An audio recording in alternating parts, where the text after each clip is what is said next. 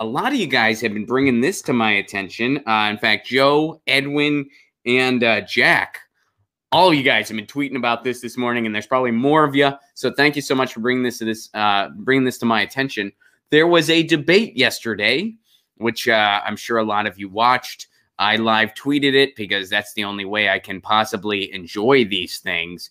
And, the one thing that I enjoy, too, is, by the way, John Cusack retweeted one of my tweets last night. That was my big, that was really neat for me. John Cusack retweeted one of my tweets. I said something to my fiance. I was like, hey, John Cusack retweeted me. And she was like, oh, that's great. You like that sad music guy movie he does. That was what she said, which, of course, is a reference to High Fidelity, which is one of my favorite books and movies. It's a fantastic book. It's a fantastic movie, too. It's one of those things where not a lot got lost in translation, and both are great. But anyway, so I live tweeted it. It was pretty much thanks to Mike Bloomberg being there. It was made into a Jerry Springer episode, really. The debate last night was just Jerry Springer with people in formal attire who are running for office. It was pretty bad. Shockingly, it wasn't even the worst that we've had. Like the one at CNN was even friggin' worse. So there you go. Yeah. So, but here's what happened. They posted the full they posted the full video of what went down. And they omitted a certain something. Let's take a look here. So check this out. In its upload to YouTube, NBC News cut out the part of the debate where the candidates were asked if the popular vote winner in the primary should be the nominee, and every single one except Bernie Sanders said, not necessarily.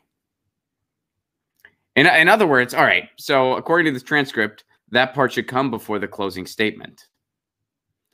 So they omitted this part. Now here's Joe, my editor. Joe was willing to share the part that they omitted. So let's check this out. We are less than 2 weeks away from a national primary. And I want to ask all of you this simple question. There's a very good chance none of you are going to have enough delegates to the Democratic National Convention that clinches this nomination. Okay? If that happens, I want all of your opinions on this. Should the person with the most delegates at the end of this primary season be the nominee, even if they are short of a majority? Senator Sanders, I'm going to let you go last here because I know your view on this. So instead, I will start with you, Mayor Bloomberg. Whatever the rules of the Democratic Party are, they should be followed. And if they have a process, which I believe they do, I'm trying to do so this, that yes or no to everybody make it else, fast. everybody can. So you want the convention to work its will? Yes. Senator Warren. But a convention working its will means that people have the delegates that are pledged to them, and they keep those delegates until you come to the convention. All of the people. All righty. Vice President Biden? Play by the rules. Yes or no? Leading person with the delegates, should they be the nominee or not? No, let the process work its way out. Mayor Buttigieg? Not necessarily, not to listen. Senator Klobuchar? Let the process work. Senator Sanders? Well, the process includes 500 superdelegates on the second ballot. So I think that the will of the people should prevail. Yes. Thank you, guys. Most votes should become the nominee. And the people cheered. We are not done yet. And the people cheered. And, in fairness to Chuck Todd, who I'm not a fan of, but he's right. 5 no's and a yes. Chuck Todd actually summed that up accurately. And he might have even done that all by himself. But that was an accurate summary. And here's what I had to say about it. This is what I had to say about how you can summarize what just happened there and that question. Which, by the way, NBC omitted this part when they posted the video of the debate. They omitted this part. They didn't let you see this part. Translation of that last question. And I was tweeting this in real time. So this is what I was referring to when I said that last question. Is cheating and thwarting the will of the people okay? Every candidate except Bernie, yeah, that's fine. Bernie, no, that ain't cool. This is why half the country doesn't bother voting. So that's what they omitted. You want to watch it one more time? Here, we can watch it once more. This is what NBC omitted deliberately from the video that they posted. They omitted this intentionally.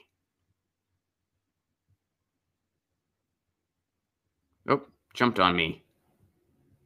There's Chuck Todd. A national primary. And I want to ask all of you this simple question. There's a very good chance none of you are going to have enough delegates to the Democratic National Convention to clinch this nomination.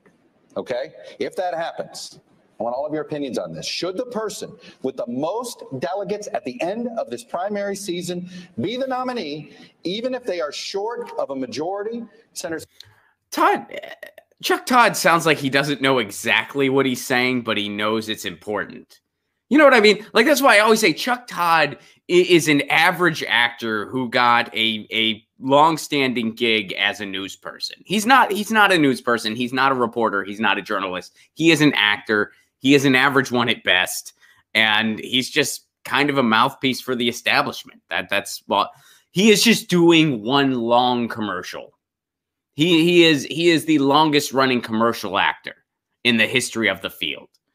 Like, he doesn't know exactly what he's saying. He just knows it's real important. But anyway, here's what he says, and this is interesting. Sanders, I'm going to let you go last here because I know your view on this. I know. This is how we're going to cheat you. That was his flowery, friendly, diplomatic way of saying, this is how we cheat you. I know your view on this because this is how we're going to cheat you. You have the most support. Everybody knows that. The most amount of people want to see you be the nominee. You have the base. You. But this is how we can make sure you're not the nominee anyway. This is how we can do it. So I'd imagine you're not a fan of this. That's what they're laughing about it. And a hand-picked audience is joining them in the laughter because that's hilarious. It's hilarious that we don't have a real democracy. It's hilarious that the will of the people can be thwarted by a bunch of rich people in a dark room with cigars. It's hysterical. And then that person that they handpicked can go on to lose to Donald Trump because that's not who the people actually want, so they stay home. That's hysterical. And then it's hysterical when Trump gets reelected and does nothing about the upcoming climate catastrophe and Florida gets to be underwater. It's hilarious. It's freaking hysterical. We're not going to have a planet for our kids and our grandchildren. That's hilarious. Thousands of people get to go uninsured. Millions of people can continue to not have health insurance. And they can die for preventable things in the richest country in the world. Hilarious. Hey, did you have the gall to think you should get a college degree? Here's debt for the rest of your fucking life. Hysterical. So funny. So funny. Wow. Hilarious. And they're laughing about it. An audience of people laughing about this. Yeah, we don't. Here's a guy who could beat Trump. Here's how we're going to make sure he's not the nominee. Here, after this Jerry Springer gossip column of a debate that we had, which wasn't even the worst debate. The one at CNN was even worse. Who takes this seriously? Who in their right mind takes this system seriously? Or think it's something to be celebrated? This is professional wrestling. So instead, I will start with you, Mayor Bloomberg. Whatever the rules of the Democratic Party are, they should be followed. And in other words, yes. Thwart the will of the people. Thwart the will of the people. Everybody can. Translation to his answer, I bought my way to this point so far. Why should I change? You want the convention to work its will? Yes. Senator Warren. But a convention working its will means that people have the delegates that are pledged to them, and they keep those delegates until you come to the convention. All of the people. All righty. Vice President Biden? Play by the rules. Yes or no? Leading person with the delegates, should they be the nominee or not? No, let the process work its way out. Mayor Buttigieg? Not necessarily, not to listen. Senator Klobuchar? Let the process work. Senator Sanders? Well, the process includes 500 superdelegates on the second ballot. So I think that the will of the people should prevail. Yes. Thank you, guys. Most votes should become the nominee. 5 no's and a yes. We are not done yet. And there you have it. There you have it. NBC omitted that part. Why? Why'd they omit that part? Maybe it's because everybody cheered when Bernie Sanders said what he said.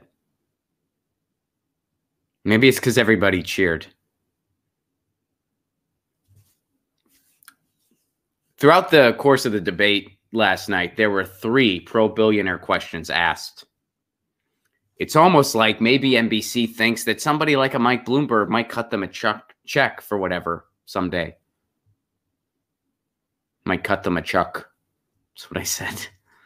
Thinking about Chuck Todd. Thinking about Chuck. Which, you know what? In fairness to him, I like the way he sped that along, and he didn't let anyone just ramble on for too long.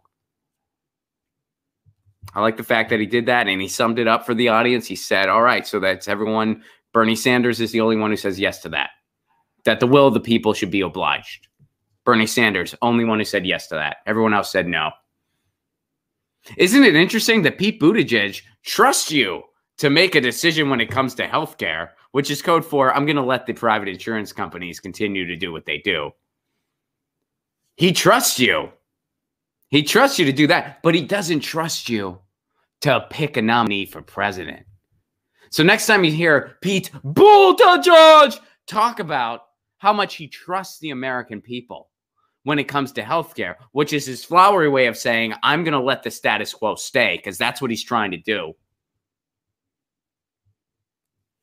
Remember, he doesn't trust you to pick a nominee.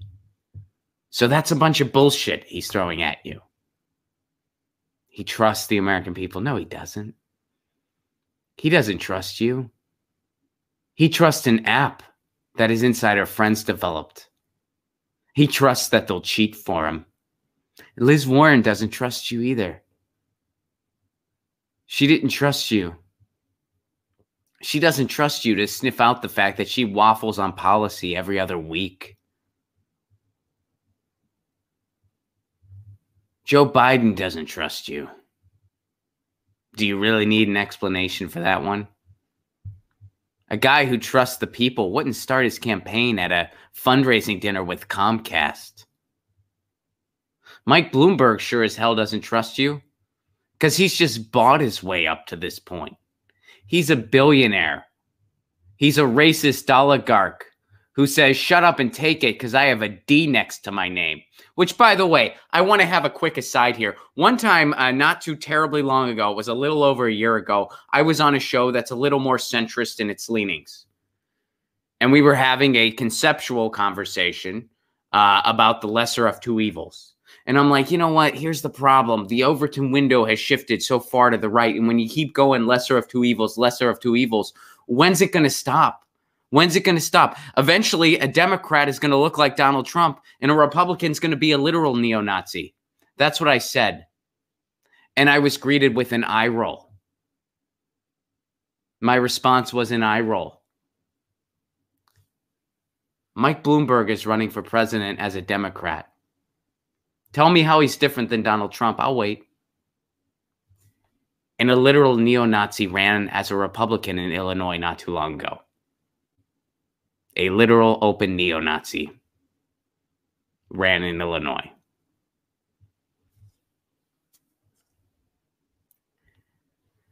I don't take any joy in being right on that one, by the way. I take no joy whatsoever. But just so you know, this is what blue, no matter who, lesser evil, this is what that gets you. And my analogy, when's it going to stop? Well, it already got to that point. So is it going to get worse? Is it going to get worse? We've gotten to that point now. When's it going to stop? Pick, America. Here's a billionaire racist oligarch. And here's a billionaire racist oligarch with a D next to his name. And the D came recently, by the way. Because this guy also endorsed George W. Bush. You know, I swear I woke up in the best mood. I really did.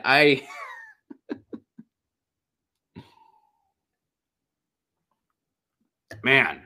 All right. So that's the part of the debate NBC doesn't want you to see. But we'll show it to you here. Get your news on with Ron. Don't you want to know what's going on? We're getting our news on today. Get your news on with Ron. Don't you want to know what's going on? We're getting our news on